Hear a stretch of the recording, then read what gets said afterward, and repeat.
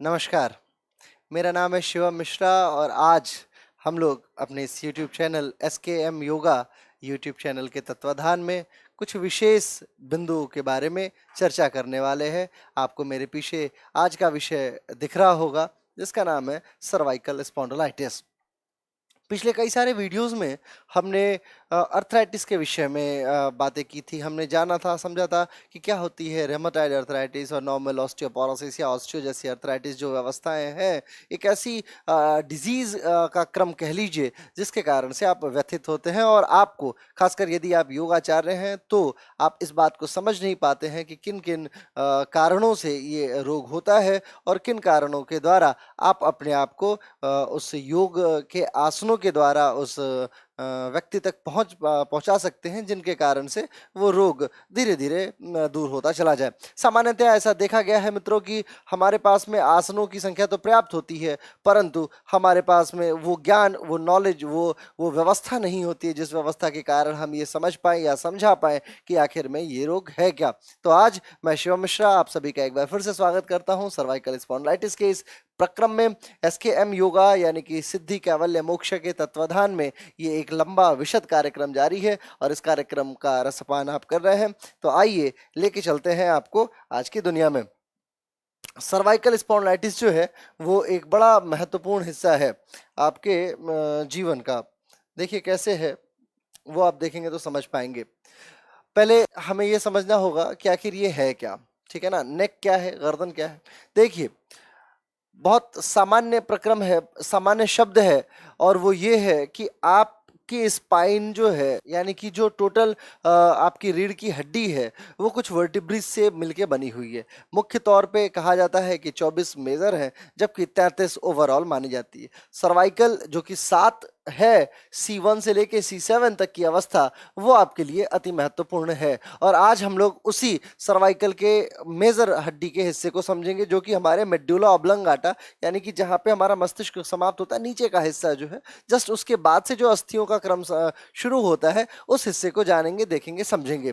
तो यहाँ पे ये लिखा हुआ है कि the back of the neck includes the cervical spine and the muscles and ligaments that surrounded and support it. The cervical spine is made up of 7 bones called vertebrae. जैसा मैंने आपको बताया कि ये जो है, ये 7 बोन्स जो है, यही आपके शरीर के लिए महत्वपूर्ण है सर्वाइकल के हिस्से में, ठीक है ना। The first two are slightly different, ये शब्द आप ध्यान दीजिएगा। These are slightly different. First two, जैसे मानिए आपके सामने ये सर्वाइकल का एक प्रारूप है, ठीक है। तो number 1, number 2, number 3, number 4, number 5, number 6 और नंबर 7। तो ये C1, ये C2, ये C3, ये C4, ये C5, ये C6 और ये C7। ये तो ये वाली जो शुरुआत की जो C1 एंड C2 है वो लिटिल बिट डिफरेंट होती है। अभी मैं आपको एक पिक्चर दिखाऊंगा तो आप ये बात समझ पाएंगे कि आखिर ये कैसे डिफरेंट है। Rest are as they attach the spine to the skull and allow the head to turn from side to side. That means अब जैसे मान लीजिए मेरी ये गर्दन है, अब मैं इस गर्दन को इधर घुमा सकता हूं, तो जो फर्स्ट 2 हैं उनके इन्वॉल्वमेंट के बजाय जो नीचे की बाकी की 4 है उनकी इन्वॉल्वमेंट ज़्यादा होती है गर्दन के घूमने में। खास करके सर्वाइकल स्पॉन्डिलाइटिस का जो पेशेंट होता है, आप ये बात अनुभव के आधार पर मैं आपको बता रहा हूं, यदि आप उस पेशेंट से ये बोलेंगे कि गर्दन को ऊपर उठाइए और आंख से 90 डिग्री ऊपर यानी आप जस्ट अपने क्रीनियल के ऊपर देखिए, तो वो हो सकता है नहीं देख पाए, क्योंकि वो यहां तक गर्दन लेके जाने के बाद ये हिस्सा उनका भारी सा भरा हुआ रहता है, तो ये गर्दन सिर्फ यहां तक जाएगी और फिर उसके बाद बेतहाशा बेतरतीब पेन होना शुरू हो जाता है, जिसके कारण से आप समझ पाते हैं। आजकल क्या है, जैसे ही हम कुर्सी पे बैठते हैं हमारे गर्दन में दर्द होना शुरू हो जाता है। जब हम ड्राइव कर रहे होते हैं तो भी हमें लगता है कि ये कहीं ना कहीं क्या कहते हैं, सर्वाइकल का पेन होना शुरू हो चुका है। जब हम लगातार लिख रहे होते हैं तो भी हो सकता है कि सर्वाइकल जैसा ही महसूस होता है। एक्चुअली ऐसा नहीं है। सर्वाइकल एक बहुत बड़ा, सर्वाइकल स्पॉन्डिलाइटिस एक बड़ा विशद रोग है। इतनी आसानी से ये आपको नहीं हो सकता है। हाँ, मस्कुलर पेन कहा जा सकता है कि आपके मसल्स में जो है कि स्कैपुला के ऊपर के हिस्से में या डेल्टॉइड के ऊपर के हिस्से में खिंचाव है और पेन हो रहा है। इसके लिए कॉर्पोरेट कॉरपोरेट्स में बहुत हद तक योगा कराया जाता है और कॉरपोरेट योगा जो है वो उत्तरदायित्व को लिए हुए है। इसी क्रम में आगे लिखा the lower 5 cervical vertebrae are रफली सिलिंड्रिकल। सिलिंड्रिकल का तात्पर्य होता है सिलेंडर के जैसी संरचना वाला, यानी कि कुछ इस तरीके से हल्का हल्का गोलीय टाइप का आप कह लीजिए। अभी मैं आपको फिगर दिखाऊंगा तो आप इस बात को समझ पाएंगे। In shape a bit like small tin can, tin can के समान होता है, जो टीने का जो केन होता है, जैसे कि आप स्प्राइट की केन की बोतल ले लीजिए, उसी प्रकार से। With bony projections the sides of the vertebrae are linked by small facet joints. ये जो व्यवस्था है जॉइंट्स, अब मैं आपको जब आगे जॉइंट्स बताऊंगा तो आपको बताऊंगा कि शरीर में कितने प्रकार का जॉइंट्स होता है और किन किन जॉइंट्स के माध्यम से आप अपने आप को सेग्रीगेट कर सकते हैं। फॉर एग्जाम्पल कुछ फेसेट्स जॉइंट्स है, कुछ इरेगुलर बोन्स का भी जॉइंट होता है ना, कुछ मेजर है, जैसे डोर जॉइंट हो गया, बॉल एंड सॉकेट जॉइंट हो गया, है ना। तो कुछ ऐसे जॉइंट्स होते हैं, इसमें एक फेसेट का भी क्रम आता है। Between each of the vertebrae is a disc. यही शब्द जो है ना सारे पेन का कारण है। इस शब्द को आप समझ लीजिए, ये जो डिस्क शब्द आपके सामने दिख रहा है यही शब्द है आपके पेन का कारण। अब डिस्क क्या है वो मैं आपको बताता हूं, कैसे क्या है और ये व्यवस्था कैसे चलती है। डिस्क आप कुछ इस तरीके से समझिए कि दो हड्डियों के बीच में, फॉर एग्जाम्पल मान लीजिए, इसे थोड़ा सा साइड में हटाता हूं मैं, मान लीजिए दो हड्डियां हैं, ठीक है, दो हड्डियां हैं, थोड़ी बड़ी हड्डी मैं लेता हूं। ये मानिए आप, ये प्रक्रम है आपके हड्डियों का, ठीक है। ये अब इन दोनों हड्डियों की, ये ऊपर वाली हड्डी ले लीजिए, तो इन दोनों हड्डियों के बीच में कुछ गैप है। ये जो गैप आपको दिख रहा है ना, यही गैप जो है, यही गैप हम कह सकते हैं, सॉरी, हाँ, यही गैप जो है ये डिस्क के तौर पे कहा जाता है। इसी में कुछ लिक्विड पदार्थ होता है, कई बार जिसको सेरेब्रो स्पाइनल फ्लूइड्स कहा जाता है, कईयों को फ्लूइड्स ही कहा जाता है, कई को स्पाइनल फ्लूइड्स कहा जाता है, अलग अलग फ्लूइड्स के तौर पे हम जानते हैं इसे। लेकिन ये जो फ्लूइड है बेसिकली यही फ्लूइड आपके शरीर के अंदर होने वाले डिस्क का कारक बनता है। अब डिस्क बल्ज का कारक बनता है। होता क्या है इस बात को मैं थोड़ा सा और अच्छे से आपको समझाता हूं। फॉर एग्जाम्पल जैसे आप ये समझिए, मानिए कि ये आपकी एक हड्डी है, ये हो गई आपकी एक हड्डी, और दूसरी हड्डी भी जस्ट ये है, ठीक है। जब वर्टिब्रीज की बात आती है, वर्टिब्रीज की बात आती है तो ये वर्टिब्री 1 हो गई, वर्टिब्री 2 हो गई। इसमें क्या है, एक लिक्विड पदार्थ है, एक लिक्विड पदार्थ है, ठीक है। आप कूदते हैं, ठीक है, आप कूदते हैं तो ये क्या होता है, जर्क को झेलता है। दो हड्डियां आपस में जर्क को साइमल्टेनियसली झेल रही हैं। लेकिन जब ऐसा होता है कि आप धीरे धीरे या तो अपने शरीर का यूटिलाइजेशन आवश्यकता से ज्यादा कर रहे हैं, या आपके आहार में वो चीज नहीं है जिसके कारण से ये बन के आ सके, जिसके कारण से ये चीज बनती है डिस्क के अंदर का लिक्विड, जब ये बन नहीं पाएगा तो ऑब्वियस सी बात है कि ये धीरे धीरे क्षरित होना शुरू हो जाएगा, कम होना शुरू हो जाएगा, और ये दोनों की दोनों हड्डियां आपस में सिकुड़नी शुरू हो जाती हैं। जब ये दोनों हड्डियां आपस में सिकुड़ के टच करने के आसपास तक पहुंचती हैं और ऐसी अवस्था हो जाए, फॉर एग्जाम्पल अब आप मानिए कि जैसे ये हड्डी थी, ठीक है, अब ये हड्डी है और ये वाली हड्डी ये लगभग ऐसे होनी शुरू हो जाए, तो जाहिर सी बात है कि आपकी जो डिस्क है वो इधर से थोड़ा सा बाहर हो जाएगी, ठीक है ना। ये जो डिस्क का लिक्विड है, अब जैसे ही ये लिक्विड बाहर हुआ तो आपके शरीर के अंदर बेतहाशा पेन होना तय है, और इस पेन को बियर करने के लिए दुनिया में मेडिसिन के नाम पे अगर मैं अपना व्यक्तिगत विचार कहूं तो मैंने कभी कोई ऐसी मेडिसिन नहीं देखी जो इस डिस्क को खिसका के वापस बाहर से अंदर की तरफ कर दे। मैं आपको एक और उदाहरण देता हूं। मान लीजिए कि मेरे पास में एक कुर्सी है और ये कुर्सी अपने आवश्यकता से थोड़ी सी बाहर होगी। मान लीजिए मैं आपके कैमरे से थोड़ा सा बाहर हो गया हूं। अब आप मुझे किसी दवा के द्वारा आप क्या मुझे अंदर ला सकते हैं? यदि दवा के द्वारा ला सकते तो ये काम बहुत इजी होता, लेकिन अगर मैं आपको फिजिकली, आप अगर मेरे को कोई पुश करे तो मैं बड़े आराम से सेंटर में आके सेट हो सकता हूं। यही प्रक्रिया डिस्क बल्ज के साथ में भी होती है। योग एकमात्र ऐसी व्यवस्था है, खासकर आजकल लोग फिजियो की तरफ भी बहुत हद तक जाते हैं, लेकिन फिजियो में वाइब्रेटर्स यूज करना मेरे हिसाब से बड़ा मुनासिब नहीं है, बड़ा उपयुक्त नहीं है। मेरे हिसाब से अगर आप योग के कुछ आसन, अभी उन आसनों की मैं फोटो आपके सामने प्रदर्शित करूंगा, मेरे हिसाब से यदि आप उन आसनों को करते हैं तो निसंदेह आप अपने डिस्क को अपने स्थान पे सेटल कर सकते हैं। साथ ही आपको आयुर्वेद की कुछ औषधियां जो आपके अंदर उस भाव को प्रेरित करेंगी जिसके कारण से ये जो डिस्क है, जो जो बल्ज है, खास करके ये बल्ज, ये बाहर की तरफ नहीं होगा और आपके अंदर जो लिक्विड, जिस लिक्विड की आवश्यकता है, जिसको फ्लूइड कहते हैं, वो फ्लूइड धीरे धीरे इंप्रूव होता चला जाएगा और इंप्रूवमेंट के बाद से आप थोड़े दिनों के बाद से आप पाएंगे कि ये जो हड्डी है आपकी वो वापस से इधर सेटल हो चुकी है ना। और फिर धीरे धीरे अंदर जो है वो डिस्क के अंदर का जो लिक्विड है वो फुलफिल हो गया और आप अपना जीवन अच्छे से जी रहे हैं। इसके कई सारे कारण हैं, उन कारणों पे भी हम डिस्कशन जारी रखते हैं। आगे के स्लाइड्स को अगर आप देखेंगे तो मुझे लगता है कि आप निसंदेह इस बात को समझ जाएंगे।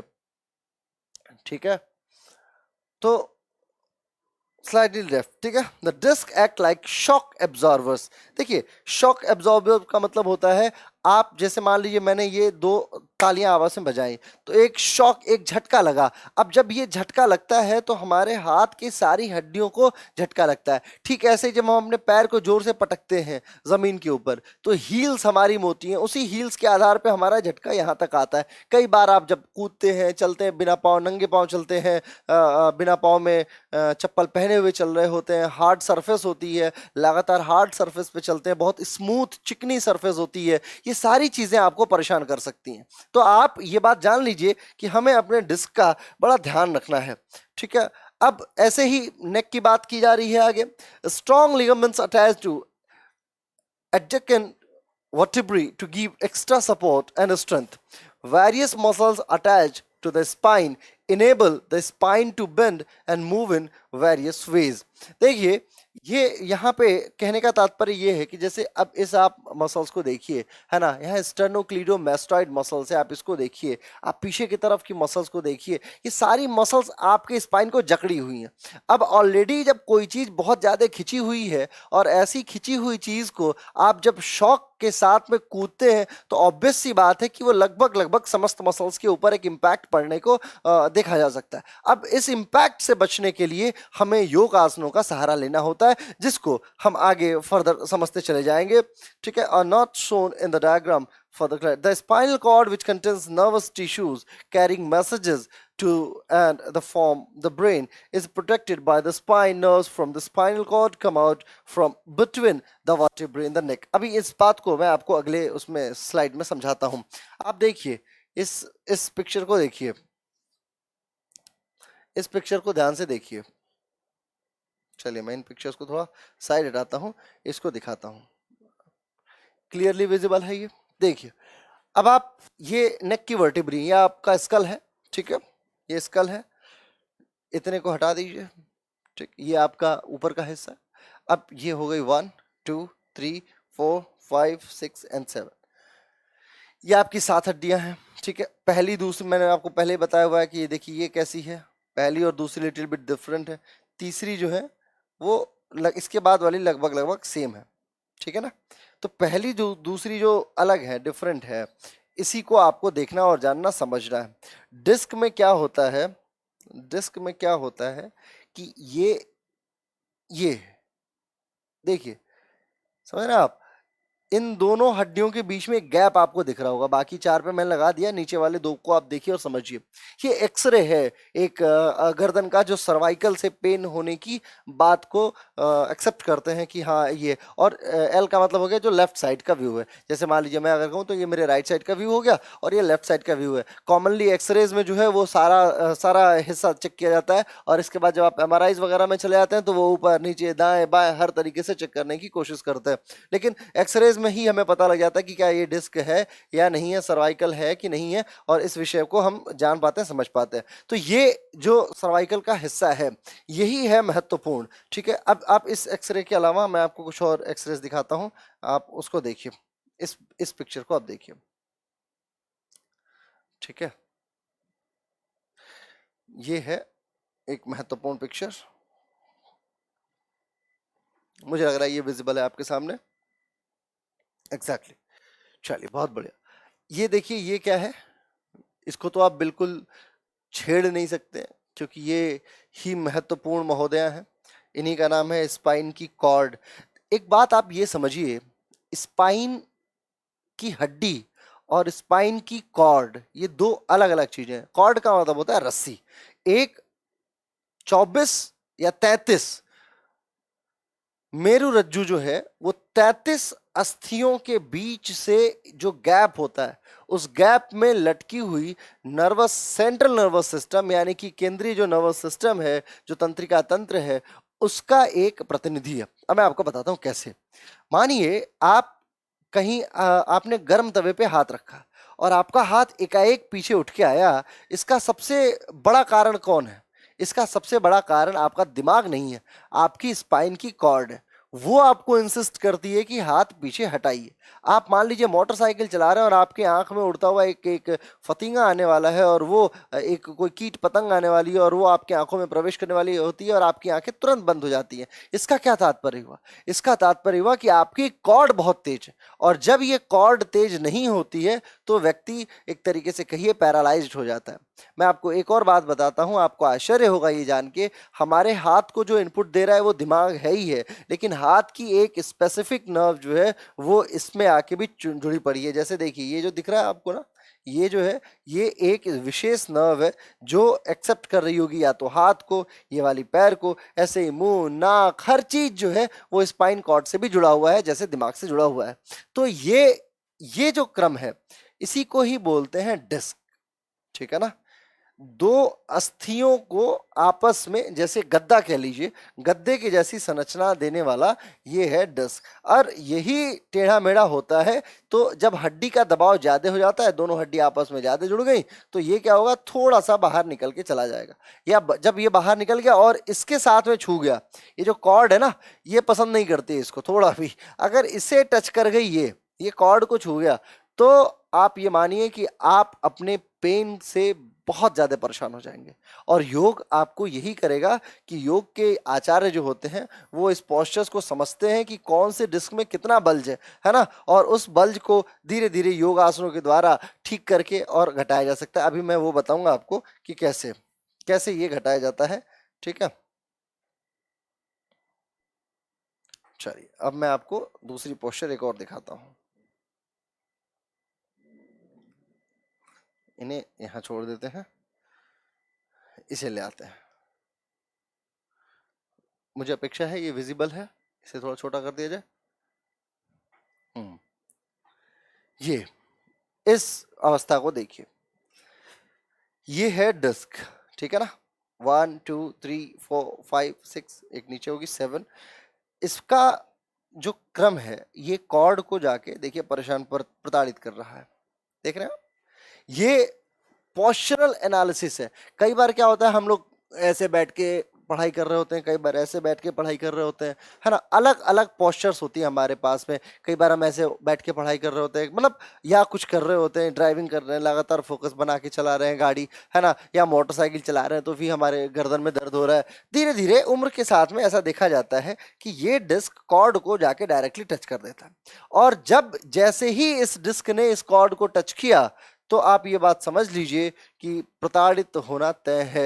यदि मैं इसका विशद विश्लेषण इस फिगर में करूं तो आप देखिए, पहले तो ये आपकी क्या है, आपकी स्पाइन है, और ये है आपके स्पाइन के अंदर का महत्वपूर्ण हिस्सा, जो किसको दबा रहा है, इसको दबा रहा है। योग क्या करता है, योग एक ऐसी व्यवस्था है, जैसे मान लीजिए मेरे गर्दन में अगर ये प्रॉब्लम है तो मैं कुछ नहीं, सिर्फ हाथ यहाँ रख के और धीरे धीरे गर्दन ऊपर और नीचे करूंगा। आप ये बात समझिए कि जैसे ही कोई चीज है और उसको लगातार ऊपर नीचे किया जाए तो ऑब्वियस सी बात है, बहुत सामान्य सा साइंस है, ये इसको ढकेल के धीरे धीरे इधर की तरफ पहुंचा देगा, और जैसे ही ये इधर पहुंचा आप दर्द से उन्मुक्त हो सकते हैं। तो स्पाइन को लेके, स्पाइन के हिस्से को लेके, खासकर सर्वाइकल के हिस्से को लेके मैं बहुत आश्वस्त हूं मित्रों कि आप योग के द्वारा इस सारे रोगों को ठीक कर सकते हैं।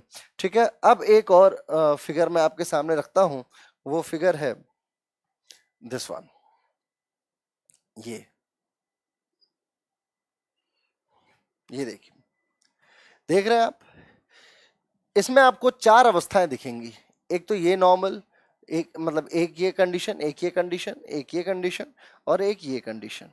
इस कंडीशन में क्या है, स्पाइन ऐसे जा रही है, इसमें क्या है, जिगजैग हो गई है, इसमें अंदर की तरफ छू रही है, अंदर की तरफ छू रही है, और ये ऐसे। आप देखे होंगे बहुत सारी बूढ़ी औरतें हो जाती हैं जो ऐसे हो जाती हैं, ऐसे उनको ऐसे चलना पड़ता है लाठी डंडा लेके, है ना। तो एक तो वो प्रक्रम, ये उसकी अवस्था है। ये तकिया लगाने वाले लोगों की हालत है, जिनको बहुत ऊंचा तकिया चाहिए, है ना, हर जगह बहुत ऊंचा, हमेशा गर्दन को एक्स्ट्रा सपोर्ट चाहिए, ये उन लोगों की हालत है जो कभी भी क्या कहते हैं, बहुत ज्यादा जर्क ले रहे होते हैं। और ये जिगजैग वाले हैं, इनका तो खान पान ही बेकार है। तो ये 4 कंडीशंस है सर्वाइकल स्पॉन्डिलाइटिस के दौरान। आप इन चारों कंडीशंस को आइडेंटिफाई कर सकते हैं।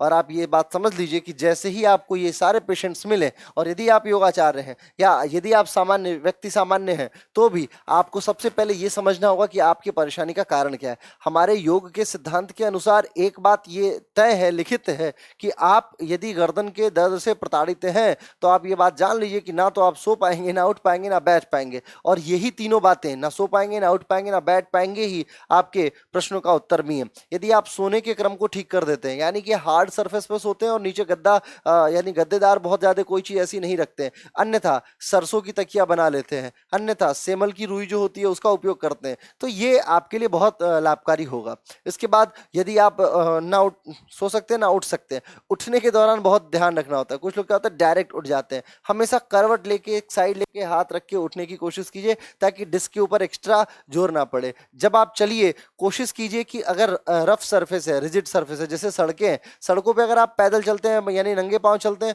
तो इट्स ओके, कोई दिक्कत नहीं है। लेकिन हाँ, मतलब बहुत कोमल सरफेस पे ना चलिए, जैसे टाइल्स हो गई। हमेशा आजकल क्या है, हम लोग अपने घरों में लगातार टाइल्स लगा लेते हैं। अब टाइल्स लगा लेने के कारण सरफेस हो जाती है बहुत बहुत न्यूट्रल, और बहुत बहुत क्लीन सरफेस हो जाती है। और बहुत क्लीन सरफेस हमारे लिए उतनी ही बेकार है जितना आपके लिए कोई अन्य रोग, है ना। तो आप हार्ड सरफेस लेके आइए घर में, जहां तक हो सके आप एक्यूप्रेशर वाला चप्पल लेके आइए जिसमें वो दाने दाने से होते हैं। इससे क्या होगा कि इससे इनका बड़ा लाभ देखा जा सकता है। ठीक है, तो आइए अब अगले क्रम में चलते हैं। ये कुछ और कंडीशंस हैं, आपको देखना होगा, इसको जानना होगा, समझना भी होगा। ठीक है, एक ये कंडीशन देखिए आप, जिगजैग देख रहे हैं, ये है आहार शैली का बहुत बड़ा उदाहरण। यानी कि जो आप खाते हैं, है ना, उसका बहुत बड़ा उदाहरण है। कई बार गर्दन ही टूट जाती है, टेढ़े होके, कहीं एक्सीडेंट हो गया, गर्दन टेढ़ी हो गई, टूट गया, तो ये भी एक अवस्था है। खास करके जब यदि आप योगाचार्य हैं और आप इस व्यवस्था को देखते हैं कि किस प्रकार से हमें इसे ठीक करना है, तो इसके लिए बड़ा सजग होना पड़ेगा, क्योंकि ये दोनों एक्स्ट्रा एनाटॉमी की अवस्था है ना, एनाटॉमी की बहुत एक्स्ट्रा अवस्था है। ये भी देखिए, डिक्टोमी दिखाई गई है, और यहाँ पे स्पाइन के मेजर हिस्से को यहाँ पे प्रदर्शित किया गया है कि आखिर ये कैसे हमारे जो वर्टिब्रीज हैं वो जिगजैग कैसे हो जाती हैं। तो ये अगर कुछ इस प्रकार का केस मिले तो कोशिश कीजिए कि आप इसे अवॉइड करें और इससे थोड़ा सा दूर होने की बात करें। ठीक है, सर्वाइकल स्पॉन्डिलाइटिस की अगर मैं बात करूं, जैसा मैंने बताया आपको, स्पॉन्डिलोसिस क्या है, cervical spondylosis is an age related degeneration, wear and tear. Degeneration का मतलब आप समझते हैं ना, जो लोग ये कहते हैं बार बार ना कि मेरे को गर्दन में दर्द हो रहा है, छोटी सी उम्र है और वो ये कहते हैं कि मेरे को गर्दन में दर्द हो रहा है, मेरे को सर्वाइकल है, तो आप लोग पहले इस बात से निजात पाइए। हर छोटी छोटी चीज के लिए आप अपने आप को सोचते हैं कि मेरे को ये बीमारी है, ये परेशानी है। पेट में दर्द हुआ तो पेट में इन्फेक्शन हो गया, गर्दन में दर्द हुआ तो सर्वाइकल स्पॉन्डिलाइटिस हो गई, सर में दर्द हुआ तो माइग्रेन हो गया, मतलब सीधे रोग की पराकाष्ठा पे आप पहुंच जाते हैं। थोड़ा सा ये हुआ तो मेरे को थायराइड हो गया, है ना। मतलब आप जितने रोग जान सकते हैं, ठीक बात है, आज इंटरनेट का जमाना है, आप आप पढ़े लिखे हैं अनडाउटली, लेकिन इसके बावजूद अपने आप को ना हमेशा रोगी मत कहिए। ये आत्मा आपके शरीर के अंदर रहती है और आपने इसको जो भी दिया है ये उसने एक्सेप्ट किया है। तो आप अब बेसिकली अपने आप को कोस रहे हैं, और अपने आप को कोसने वाला व्यक्ति जीवन में कभी आगे नहीं बढ़ सकता है, अपने खासकर शरीर को लेके। और जीवन में आगे बढ़ने का मतलब ये नहीं होता है कि आपने क्या हासिल किया। जीवन में आगे बढ़ने का ये मतलब होता है कि आपने जीते हुए जीवन को कितना जिया। ये शब्द बड़ा क्रूशियल है, आपने जीते हुए जीवन को कितना जिया, यानी कि आप अपने लाइफ के क्वालिटी लाइफ को कितना एनालाइज कर पा रहे हैं। आपकी बायोलॉजिकल एज तो 70 साल 80 साल ही है, लेकिन क्या आप उस 80 साल की उम्र में 800 साल का काम करके जाते हैं कि नहीं कि जाते हैं, या 900 साल का काम करके जाते हैं कि नहीं जाते हैं। और ये किया जा सकता है। आप अपने जीवन को इस प्रकार से प्रताड़ित मत कीजिए कि आप किसी रोग से ग्रसित हैं। सर्वाइकल स्पॉन्डिलाइटिस क्लियर शब्दों में यहाँ पे मैं लिख रहा हूँ एज रिलेटेड डिजेनरेशन है। वेयर एंड टियर की बात होती है of the vertebrae and the disc in the neck. ये बात आप अपने कान खोल के सुन लीजिए, लिख लीजिए। To an extent, we all develop some degeneration in the vertebrae and discs as we become older. It tends to start sometime after the age of about 30. One feature आजकल 30 हुआ है, ये बात मैं मानूंगा कि 30 के बाद लोगों को बहुत हद तक ये देखा जाता है, और इसका कारण मैं आपको देता हूँ। देखिए, शरीर जो है वो उसमें कुछ धातु, सप्त धातु का सिद्धांत आता है आयुर्वेद में, जिसमें रस, रक्त है ना, अस्थि, मांस, मेद, मज्जा, वीर्य है ना, ये 7 जो सप्त धातु है, इन्हीं सप्त धातुओं के द्वारा शरीर के प्रक्रम का निर्धारण होता है। और जब शरीर के प्रक्रम का हम निर्धारण कर रहे होते हैं तो ये बात आप समझ लीजिए, बाखूबी समझ लीजिए कि आपको ये समझना ही चाहिए कि सप्त धातुओं में जो वीर्य है, खास करके जो 7th है, यानी कि जिससे जो मेटाबॉलिक रेट्स के लिए बहुत इंपॉर्टेंट है, जो आपके शरीर के अंदर बन रहा है, जो जिसके कारण से आप अगली संतति को जन्म दे सकते हैं, चाहे वो पुरुष हो चाहे महिला हो, है ना, चाहे वो स्पर्म्स हो चाहे वो ओवम हो। वीर्य का तात्पर्य दोनों के लिए सेम माना गया है। तो रस, रक्त, मांस तक तो ठीक है, अस्थि, मेद और मज्जा, ये 3 इन बहुत उत्तरदायित्व है, उसका बहुत उत्तरदायित्व है आपके सर्वाइकल और उसके अन्य हड्डियों से संबंधित किसी भी रोग के लिए। तो जितना हो सके अपने शरीर के अंदर अपने अपने जीवनी शक्ति को बचाने की कोशिश कीजिए। जब आप अपने जीवनी शक्ति को बचाते हैं तो आप किसी भी प्रकार के इस कष्ट से दूर हो सकते हैं। और ये बात आप मेरी राइट डाउन कर लीजिएगा। बहुत सारी बातें मैं आपको एक आइडियोलॉजिकल वे में बता रहा हूं, क्योंकि ये सोशल मीडिया है और इसके माध्यम से बहुत सारी बातें डायरेक्ट नहीं की जा सकती। बावजूद इसके आप मेरी बातों को समझने की कोशिश करेंगे कि किन सप्त धातुओं की मैं और किस प्रकार से उनके रक्षण की मैं बात कर रहा हूं। इसके बाद है one feature of the degeneration is that the edges of the vertebrae often develop small rough areas of bone called osteophytes. ठीक है, देखिए ऑस्टियोफाइट्स, ऑस्टियोब्लास्ट, ऑस्टियोक्लास्ट, ये सारी कोशिकाएं ही हैं, है ना, जिससे आपके अस्थि का निर्माण होता है। और अस्थियों का निर्माण जो है वो बहुत हद तक आपके आहार शैली पे डेवलप निर्भर करता है, और जैसा आप आहार लेंगे डेवलपमेंट ठीक उसी प्रकार की होगी। आजकल हम क्या करते हैं, जो कोका कोला वगैरह टाइप का जो प्रोडक्ट्स है ना, जितने ये एसिडिक या इस प्रकार के जो पदार्थ हैं जिनमें से एयर बबल्स निकलते हैं, है ना, सोडा टाइप का जो भी पदार्थ है, ये आपके अस्थियों के लिए बहुत बेकार है। और अस्थियों का क्षरण सबसे पहले दांतों से और नाखूनों से होना शुरू होता है। तो इस बात को आप एकदम बिल्कुल रिटन में ले लीजिए, और रिटन में ही आप इस बात को अपने मस्तिष्क के समक्ष रखेंगे कि आप हमेशा, खास करके अगर अस्थियों में अगर कोई डिजेनरेशन या कोई दिक्कत परेशानी झेल रहे हैं आप या झेलने वाले हैं, तो सबसे पहला असर आपके दांतों में और आपके नाखूनों में होना शुरू हो जाता है। चलिए आगे चलते हैं।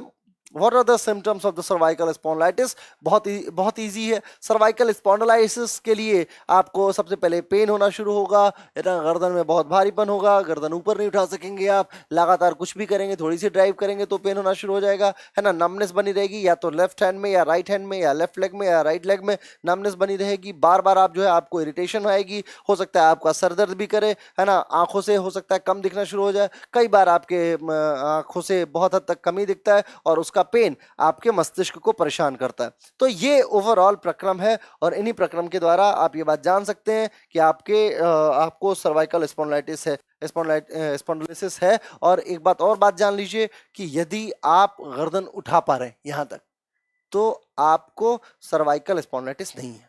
अगर आप गर्दन यहां तक उठा पाते, सीधे पहले ऐसे खड़े हो जाइए और ऐसे गर्दन उठा पा रहे हैं बहुत 90 डिग्री तक, आप ऊपर देख पा रहे हैं, ठीक है ना, 90, और ऐसे ही बिल्कुल आप अपने पैर के अंगूठे को भी देख पा रहे हैं। अब यदि आप ये काम कर पाते हैं तो आपको स्पॉन्डिलाइटिस नहीं है। यदि आपकी गर्दन यहाँ रुक जाती है तो आप मानिए कि धीरे धीरे उस रास्ते पे बढ़ चुके हैं जिसे हम लोग स्पॉन्डिलाइटिस कहते हैं, ठीक है।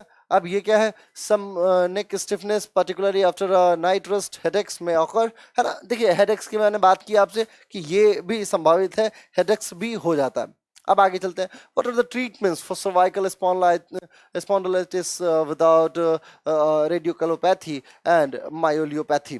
देखिए ये दो व्यवस्थाएं आजकल बड़ा कॉमन है ना, रेडियोथेरेपी है और मायोलियोपैथी है। इन दोनों व्यवस्थाओं को अंग्रेजी मतलब आंग्ल भाषा के आधार पर अगर देखा जाए तो जो वैज्ञानिक हैं, जो लोग डॉक्टर्स जिसे हम कहते हैं, तो वो लोग इसको डील करते हैं। लेकिन ये हमारा विषय नहीं है, हम लोग सिर्फ और सिर्फ एक विषय पे फोकस करते हैं और वो है ये शब्द। इसी शब्द को हम लोग बड़े उत्कृष्ट भाषा में जीवन जीने की कला के तौर पे कहते हैं और वो है आपका द ग्रेट हमारा योगा। तो बस इतनी सी बात है। बाकी ये सब ये जो है ना, ये इसके अलावा कपिंग थेरेपी भी होती है, एक्यूप्रेशर्स भी है ना, कलर थेरेपी भी है, सूर्य किरण चिकित्सा भी है, हाइड्रोथेरेपी भी है ना। और आजकल तो वो जोंक जो होती है उसको भी खून पिलाते हैं, है ना उसको भी, तो उसकी भी व्यवस्था है वो सारी चीजें कारगर है, न्यूरोपैथी भी है ना। तो ये सारी व्यवस्थाएं हैं, लेकिन मैं आपको फिर भी एडवाइस करूंगा कि बेटर गो फॉर योगा, है ना। Go for yoga, good postures, good life style, यही सारा प्रक्रम है। आइए अब मैं आपको कुछ योगा पोजेस बताता हूं, जिन पोजेस के आधार पे आप अपने आप को जस्टिफाई करा पाएंगे कि क्या है। देखिए मैं चाहूं तो ये आपसे कह सकता था कि सबसे पहले हाथ यहाँ रखिए, गर्दन ऊपर नीचे, वार्म अप, साइड सर्कल्स, ये ऐसे ऐसे कर सकते हैं, जैसे गर्दन up and down, sides, circle, side stretch, है ना। हाथ हाथ पीछे की तरफ स्ट्रेच करना, आगे की तरफ स्ट्रेच करना, ये सारी प्रक्रिया बताई जा सकती हैं। लेकिन ये सब तो हर व्यक्ति जिसको सर्वाइकल होता है उसकी गर्दन खुद, उसका दिमाग खुद ही कर रहा होता है। मैं आपको कुछ ऐसी योगा पोजेस बताना चाहता हूँ जो बड़ा क्रिटिकल और बड़ा टेक्निकल है ना। तो ऐसी टेक्निकलिटीज को हम लोग समझते हैं। आप इस आसन को देखिए सबसे पहले, है ना। ये इसे त्रिकोण बोलते हैं, पार्श्व त्रिकोण भी बोल सकते हैं। त्रिकोण का थोड़ा सा वेरिएशन हमें देखने को मिल रहा है। जब हम त्रिकोण कर रहे होते हैं तो स्पाइन का ये हिस्सा जो है, ये यहाँ से स्पाइन जो जा रही है, इस अपर बॉडी पार्ट को आप देखिए, इसमें आपने यहाँ तक तो स्पाइन को स्ट्रेट कर दिया, क्योंकि कॉकिक्स, ये हिस्सा कॉकिक्स का हिस्सा हो गया, कॉकिक्स को हमने मोड़ दिया, यहाँ से ऊपर का हिस्सा कॉकिक्स का हो गया। अब जब ये लंबर स्ट्रेट मुड़ी पड़ी है हल्का सा, है ना, फिर थोरैसिक ऐसे ही है। अब जब सर्वाइकल की जब हम बात करते हैं तो सर्वाइकल में गर्दन होगा ऊपर की तरफ। अब आप एक चीज जानिए, इस विषय पे मेरी ही बहुत सारी चीजें चल रही हैं अभी, अंडर सिस्टम है। हमें समझना होगा एंगुलर यौगिक साइंस को, ठीक है ना, एंगुलर यौगिक साइंस को। ये एंगल्स बन रहे हैं शरीर के अंदर, ठीक है। ये एंगल्स है आपके शरीर का, अगर ग्राफिकल रिप्रेजेंटेशन देखा जाए तो, ठीक है। अब आप देखिए ये एंगल कौन सा एंगल बनना है, पैरों के बीच में हमेशा ये जो शार्प 60 का अंश होता है ना, कुछ लोग इसे 90 में भी लेके चल सकते हैं। हमें पैरों में 60 डिग्री का एंगल लेना अनिवार्य है। और इसी 60 डिग्री के एंगल को अगर हम यहाँ पे एक्यूट एंगल के साथ देखते हैं तो ये हाथ और पैर और कमर में 90 डिग्री बनना चाहिए। जब ये एंगल एक्यूरेसी के साथ आप प्राप्त कर लेंगे तो सर्वाइकल को अगेन 90 पे लेके आइए आप, सर्वाइकल अगेन 90, हाथ अगेन 90, और इन्हीं सारे एंगल्स के साथ में, यानी 190, 290, 390 और 160, इसी टर्मिनोलॉजी के आधार पे आप सर्वाइकल स्पॉन्डिलाइटिस के पेशेंट को सबसे पहला आसन करा सकते हैं। यानी कि जो अलाइनमेंट है वो हमें कितना चाहिए, शार्प 90 चाहिए। और शार्प 90 जब तक ना पहुंच जाए तब तक आप मानिए कि वो पेशेंट परेशान है, प्रताड़ित रहेगा, ठीक है। तो ये तो हो गया नंबर 1 डिजीज। अब मैं आपको इसके अलावा दूसरा चित्र दिखाता हूं और आप इस चित्र को देखिए और जानिए, समझिए। ये भुजंगासन, ये पोजीशन, इस पोजीशन में कोई एंगल फॉलो नहीं हो रहा है, इस पोजीशन में कोई एंगल फॉलो नहीं हो रहा, ठीक है ना। भुजंग आसन इस आसन को बोलते हैं। और भुजंग आसन की एक बात आप ये समझ लीजिए कि जब आप भुजंग आसन लगा रहे होते हैं तो आपको बहुत हद तक ये समझना चाहिए कि आप अपने हाथ के पोजीशन को कहाँ रखेंगे, ठीक है ना। हाथ की पोजीशन को रखने के लिए आपको ये बात जानना ही होगा, ठीक है। हाथ के पोजीशन को रखने के लिए जानना होगा। अब देखिए इस युवती को देखिए, इसके हाथ कहाँ है? बिल्कुल नेवल के पास में। भुजंग आसन 3 अवस्थाओं में किया जा सकता है, जिसमें एक तो ये पेल्विस रीजन जमीन पे हो, दूसरा ये कि पेट भी जमीन पे हो, और तीसरा ये कि हाथ आपका छाती के पास हो या हाथ और सामने होता चला जाए। लेकिन जब आप सर्वाइकल करा रहे होते हैं तो लंबर को थोड़ा सा स्ट्रेच किया सकता है, यानी कि इस वाली हड्डी को हम लोग थोड़ा स्ट्रेच कर सकते हैं, लिहाजा सीधा सीधा सर्वाइकल की तरफ भेजा सकता है। जब आप यहां भेजिए तो यहां एक कर्व और दिया जा सकता है, यानी अगर मैं ग्राफ्स के तौर पे आपको ये बात समझाऊं, मान लीजिए ये वाई एक्सिस है और ये एक्स है, तो हमें ये पोजीशन लेके जानी है ना। मतलब हमें पहले धीरे धीरे धीरे स्ट्रेट जाना है, यानी यहां तक आपका पैर है, और पैर के बाद से फिर धीरे धीरे धीरे धीरे ये कंटिन्यू एंगल बढ़ता चला जाता है, और ये जितना मूवमेंट में जाएगा उसके आधार पे आप अपने पूरे के पूरे इस भुजंग आसन की प्रक्रिया को अच्छे तरीके से यूटिलाइज कर सकेंगे सर्वाइकल स्पॉन्डिलाइटिस के पेशेंट के तौर पे, अगर आप सर्वाइकल स्पॉन्डिलाइटिस के पेशेंट को ठीक करना चाहते हैं तो। अब एक और नटराज आसन को मैं आपको दिखाता हूं, इसका भी प्रक्रम बड़ा जबरदस्त है। ये भी टर्मिनोलॉजिकली बड़ा यूनिक आसन माना जाता है। कैसे? क्योंकि इसमें भी कुछ जगह एंगल फॉलो हो रही है, कुछ जगह एंगल फॉलो होता है और कुछ जगह पे एंगल फॉलो नहीं होता है। ठीक है, अब ये चूंकि ये महिला जो है थोड़ा सा इनका पोस्चर मेरे हिसाब से उचित नहीं है, ये कहाँ होना चाहिए था, ये एक्यूरेसी के साथ ये ऐसे और ये इस पे जाना चाहिए था, यानी कि जब आप नटराज लगा रहे हैं तो आपको अगेन ये सारा का सारा एंगल्स जो है हमें 90 ही लेके चलना है। ठीक है ना, 90 लेके चलना है, और ये हमें लेना है 45 डिग्री, दैट्स ऑल। इसमें क्या होगा कि आपकी जो स्पाइन है वो स्पाइन अगेन ऐसे मुड़ के जाएगी, और जब ये ऐसे मुड़ी, स्पाइन जैसे ही यहाँ पे ऊपर की तरफ जाती है तो छाती हमारी एक्सटेंड करके पीछे बाहर की आ जाएगी, बाहर की तरफ आ जाएगी। और यदि वर्टिब्रीज में, हमारे वर्टिब्रीज में अगर ये बल्ज इस साइड से बाहर है, मतलब इनर साइड से बाहर है, तो वो स्ट्रेच आउट करके अंदर की तरफ धीरे धीरे पुश होता चलता चला जाता है, और ये वापस। तो ये पोज भी बहुत लाभकारी है, लेकिन तब लाभकारी होगी जब आप इसके अलाइनमेंट को अच्छे से समझें और इसके अलाइनमेंट को जानें, और फिर आप इस अलाइनमेंट के आधार पे काम को आगे बढ़ाइए। कुछ और पोजेस मैं आपके सामने और रखता हूं, देखिए। एक पोज ये है, एक पोज ये, एक पोज ये देखिए। यस, इसको बोलते हैं विपरीत नौकासन। विपरीत नौकासन जो है बहुत जेंटल। मान लीजिए कि कोई ऐसा पेशेंट है जिसकी उम्र बहुत ज्यादा है और वो आसन कर पाने में बड़ा सक्षम नहीं है, तो आप उसको शलभ तो करा नहीं सकते, शलभ आसन नहीं करा सकते, तो आप भुजंग आसन की इस व्यवस्था को दे दीजिए। भुजंग आसन की इस व्यवस्था में अलाइनमेंट का बड़ा स्ट्रक्चर नहीं है ना, बहुत यहाँ पे बहुत सिंपल चाहिए हमें, ये पोज और ये पोज लेना है, दैट्स ऑल।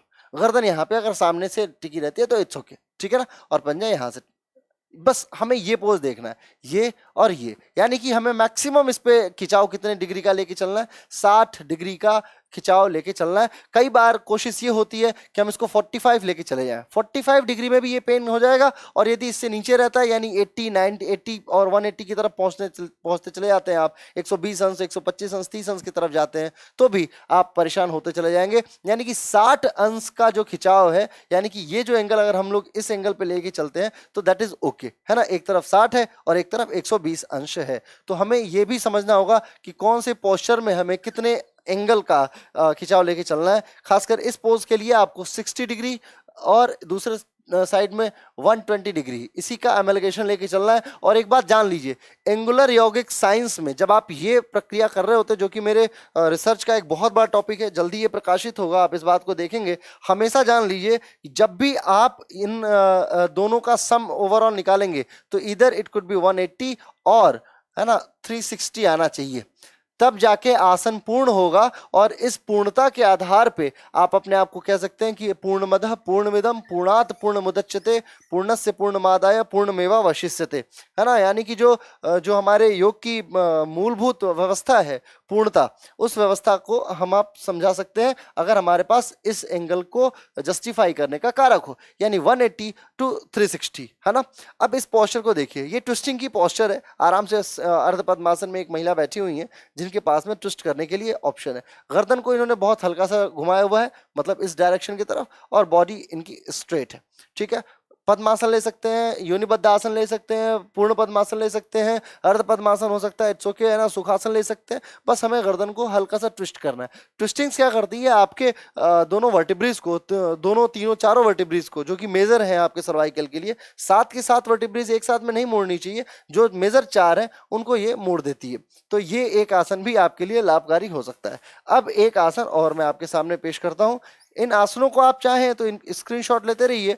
ये आसन आपके लिए बहुत लाभकारी है, थोड़ा यूनिक है, बैलेंसिंग पोस्चर है, लेकिन एंगुलर यौगिक साइंस का ये भी एक महत्वपूर्ण हिस्सा है। आप देखिए कैसे, एक ये, ठीक है ना, ये बिल्कुल स्ट्रेट होना चाहिए, ये बिल्कुल अलाइनमेंट स्ट्रेट होनी चाहिए, और ये स्ट्रेट होना चाहिए, यानी कि ओवरऑल ये स्ट्रेट होना चाहिए। ये एंगल, ठीक है, और ये एंगल, साथ में जो गर्दन है इसका ये एंगल, इतना ही इंपॉर्टेंट है हमारे लिए। आपको एक पैर जमीन पे लगा के रखना है, एक पैर हवा में रखना है, और गर्दन को लटकाना है। कई बार ऐसा होता है कि गर्दन पे एक्स्ट्रा जोर पड़ जाने के कारण से एक साइड के डिस्क के ऊपर खिंचाव देखा जा सकता है।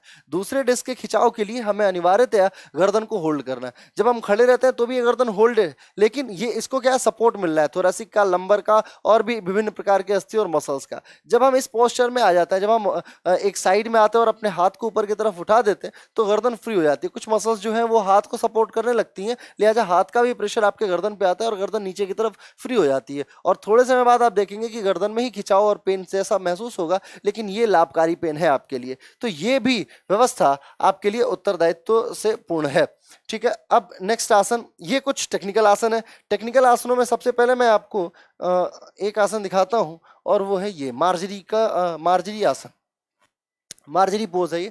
मार्जरी पोज जो है वो बहुत हद तक आपके मेरु रज्जु के लिए ही है, क्योंकि जितना आप इसको ऊपर करते हैं, ये ऐसे होती है और फिर दोबारा फिर वापस से गर्दन ऊपर हो जाती है। तो ये मेरु रज्जु जो होती है ये अर्धचंद्राकार होती है, यानी इधर से आधा ले लिया, 180 इधर से ले लिया और 180 उधर से, यानी अर्ध गोलाकार आप ले लीजिए। अपने आप को हाफ सर्कल मान के चलिए। हाफ सर्कल में आपको बनाना है अपनी स्पाइन को, यानी कि यदि इसे हम केंद्र मानते हैं तो ये यहाँ बनेगी, और फिर जब हम इसे केंद्र मानेंगे तो ये वहां से बनेगी। तो टोटल ये सर्कल एक बन के आता है ना। 360 एंगल यहाँ से भी पूर्ण होता है। मार्जरी बहुत इंपॉर्टेंट है अगर गर्दन की परेशानी से आप प्रताड़ित हैं तो। जब हम गर्दन ऊपर की तरफ करते हैं तो हमेशा ध्यान रखिए, बहुत स्ट्रेच नहीं करना हमें, बहुत जेंटल प्रेशर के साथ में हमें स्पाइन को पीछे की तरफ देना, और बहुत ईजी नीचे तो लेके जाइए, लेकिन ऊपर की तरफ लाते समय थोड़ा सा ध्यान बरतना होगा। और ये बात मैं उन्हीं ही बता रहा हूं जो लोग योग के अध्यापक हैं। यदि आप योग आचार्य नहीं है या योग नहीं जानते समझते हैं तो आप इस व्यवस्था को ना कीजिए।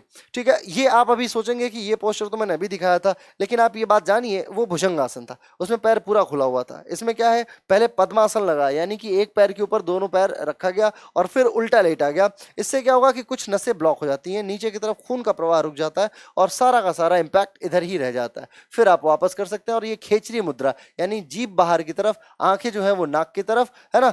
ये इससे क्या होता है, आंखों को आपको नाक की तरफ करना है, जीभ बाहर। तो ये पोस्चर भी बड़ा यूनिक पोस्चर है सर्वाइकल स्पॉन्डिलाइटिस के लिए। तो इन सारे पोस्चर्स को आप समझते रहिए और स्क्रीनशॉट्स लेते रहिए, क्योंकि इन्हीं के आधार पे आप अपने सर्वाइकल स्पॉन्डिलाइटिस के पेशेंट को दूर हटा पाएंगे, भगा पाएंगे, उसका दर्द दूर हटा पाएंगे। पेशेंट को दूर नहीं भगाना है, पेशेंट को दुख से दूर भगाना है।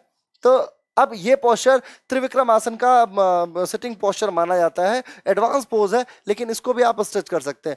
पैरों पे फोकस करने के बजाय, क्योंकि पैर भी बहुत ज्यादा खींचता है, तो पैरों का एंगल यहाँ भी रखा जा सकता है, इट्स ओके। लेकिन गर्दन को इसके सपोर्ट के साथ ऊपर की तरफ भेजना है, क्योंकि ये जितनी मसल्स आपको दिख रही हैं इधर पेट के साइड की, ये सारी पीठ के साइड की, सब खींच के रखती हैं आपके स्पाइन को और स्पाइन के सर्वाइकल वाले हिस्से को। तो जब आप ये आसन लगाते हैं तो कहीं ना कहीं ये भी आपके लिए उतना ही लाभकारी है। अब ये पोस्चर, ये गरुड़ की शुरुआती अवस्था मानी जाती है।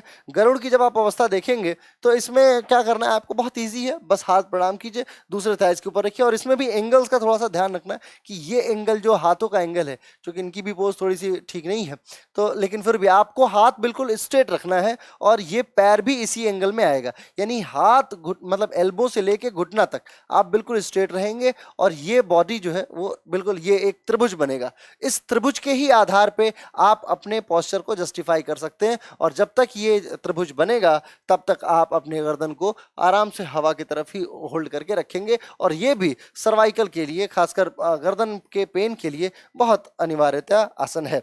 इसी क्रम में ये पार्श्वतानासन का एक क्रम है, जब आप साइड्स स्ट्रेच करते हैं, है ना। एक पैर पीछे की तरफ है, दूसरा पैर आगे है, जो पैर आगे है उसका अपोजिट हाथ पैर के पास में है, और ये हाथ ऊपर की तरफ, गर्दन से भी ऊपर की तरफ देखना है। तो ये सारी पोस्चर्स आपके सामने चल रही हैं, है ना।